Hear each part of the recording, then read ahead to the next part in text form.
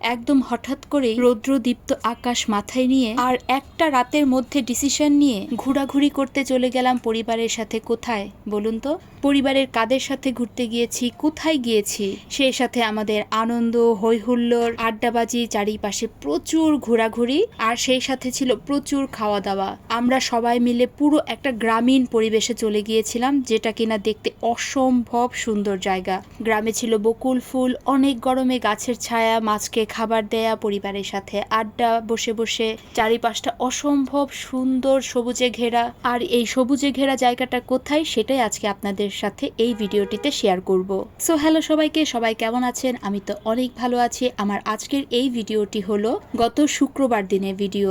একদম সকালবেলা উঠে বাসার জন্য রান্না বান্না করেছি। আজকেই যাব, আবার আজকেই ফিরে আসব। আর বাবা চলে এসেছে আমাকে নেয়ার জন্য। আর এই যে আমরা সবাই রাস্তার মধ্যে দাঁড়িয়ে রয়েছি, আর ছোট করে একটু ভিডিও ক্লিপ নিয়ে নিলাম সবার জন্য। আর এদিকে আমার হাজবেন্ড গেছে মিষ্টি আনার জন্য, তাই আমরা একটু দোকানের সামনে দাঁড়িয়ে অপেক্ষা করছি। শ্রেষ্ঠা, কোথায় যাচ্ছ? আন্টি দিদুর বাসায়। কোথায় যাচ্ছ? আন্টি দিদুর বাসায়। কার সাথে? দাদুর সাথে? হ্যাঁ। শ্রেষ্ঠা বুড়ি প্রথমে ভেবেছিল বাবাকে দেখে আমরা হালুয়াঘাট যাচ্ছি। আমরা আসলে হালুয়াঘাটে যাচ্ছি না, আমরা যাচ্ছি অ্যাকচুয়ালি আমার মেঝো মাসির বাসায়, ময়মনসিংহের গৌরীপুর ডোভাখোলায়। আর এই যে কথা বলতে বলতে একটা রিক্সা করে আমরা চলে এসেছি ময়মনসিংহের শম্ভুগঞ্জ বাস স্টেশনের কাছাকাছি। এখানে এসে আমরা দাঁড়িয়েছি, আর যাদের সাথে যাব তারা আসছে, তাদের জন্য অপেক্ষা করছি। এই ফাঁকে বলো তো, আমার এই ভিডিওটা কারা কোন জায়গা থেকে দেখছো, স্পেশালি ময়মনসিংহ থেকে কারা দেখছো, অবশ্যই কিন্তু কমেন্ট বক্সে জানাবে। ভিডিওটা ভালো লেগে থাকলে অবশ্যই সবাই লাইক আর কমেন্ট করবে, আর আমার পেজটাকে লাইক বা ফলো করে দিতে একদম ভুলবে না। আমরা শম্ভুগঞ্জের মোড়ে দাঁড়িয়ে রয়েছি, ওই যে কিশোরগঞ্জের রাস্তাটার কাছাকাছি। আমরা মামাদের জন্য অপেক্ষা করছি। আমরা মামা মাসিদের সাথে যাচ্ছি মেঝো মাসির বাসায়। আর ওই যে মাইক্রো চলে এসেছে, ছোট মামা দাঁড়িয়ে রয়েছে। আর আমরা আসবো বলে সবাই কি পরিমাণে এক্সাইটেড আমি আপনাদেরকে দেখাচ্ছি। তোমাদের কাউকেই দেখা যাচ্ছে না। এই যে ছোট মামা। কেমন আছো সবাই? বড় মেশ, মামুনি, মা, মামি, ওরা সবাই, শ্রুতি, সৃজা কইছে গাড়ির উপরে যায় বইব, জায়গা না থাকলে। সৃজা আর তুতু কইছে গাড়ির উপরে বইব। এই তো একদম হুট করে এক রাতের মধ্যে আমাদের ডিসিশন হলো যে আমরা গৌরীপুরে ঘুরতে যাব সবাই মিলে। বড় মামা আমাকে বৃহস্পতিবার দিন দুপুরবেলা ফোন করেছিল, আর তখন আমরা সবাই মিলে ডিসিশন নিলাম, মানে রাতের বেলাতে ডিসিশন নিয়েছি যে আমি যাব। ওরা তো যাচ্ছিলই, তবে রাতের বেলা আমি ডিসিশন নিয়েছি আমি যাব। আর এই যে সবাই বসে রয়েছে গাড়িতে, গাড়িটা ছেড়ে দিয়েছে। এই যে সবার প্রথমে পরিচয় করে দিয়ে আমার কোলে যে বসে রয়েছে আমার ছোট ভাই, আমার মামাতো ভাই, একমাত্র মামাতো ভাই তোজো। আর পেছনে বসেছে সৃজা, অর্পা, শ্রুতি, সেবাদি, আর আমার সাথে বসেছে জুম, বড় মামি, আর সামনে বসেছে বড় মেশো, বড় মামনি মা, আর সামনে বসেছে ছোট মামা। আরও একটা গাড়িতে আছে বড় মামা, বড় মামি, প্রিয়ন্তী, জোজো। আমরা সবাই মিলে যাচ্ছি আমার মেঝো মাসির বাসায়, ময়মনসিংহের গৌরীপুর ডোভাখোলায়। মাসির বাসাটা একদম গ্রামীণ পরিবেশ, এত ভালো লাগে আন্টির বাসার পরিবেশটা।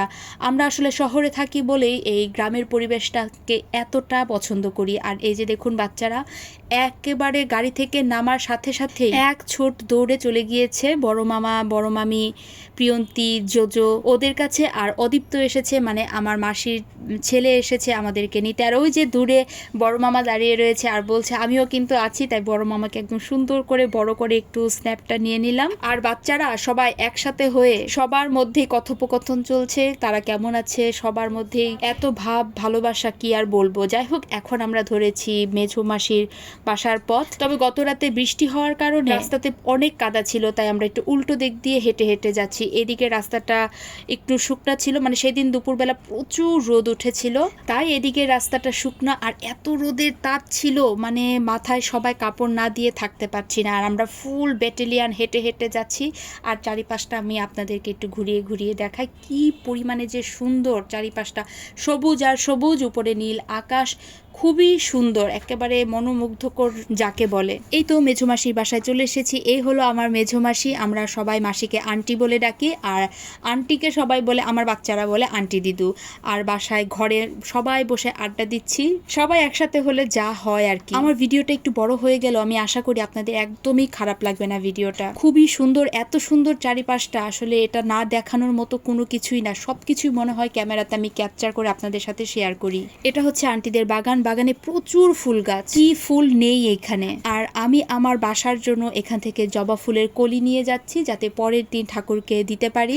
আজকের এই ভিডিওটা কিন্তু আমি 2টা পার্টে ভাগ করেছি। আজকে একটা পার্ট দিব, আর পরবর্তীতে আরো একটা পার্ট দিয়ে ভিডিওটা আমি শেষ করব। তা না হলে ভিডিওটা প্রায় 18-19 মিনিটের হয়ে যাবে। দেখো চারিপাশটা কি সুন্দর না, চারিপাশে শুধু গাছ আর গাছ। আমি শুধু গাছের কথাই বলবো, কারণ এত সুন্দর রাস্তাঘাট, এত সুন্দর চারিপাশটা।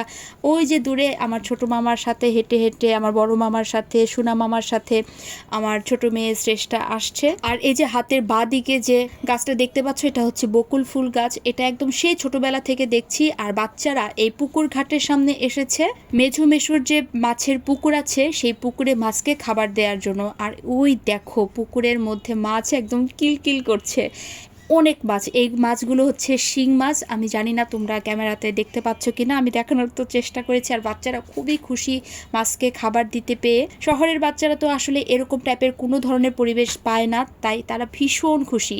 আর এই যে আমার শ্রেষ্ঠা বুড়ি একটা কোথা থেকে পেয়ারা নিয়ে এসেছে আমার ছোট মামার সাথে। কি আসছো সেটা দেখি তো। হ্যাঁ, হাতে কি পেয়ারা?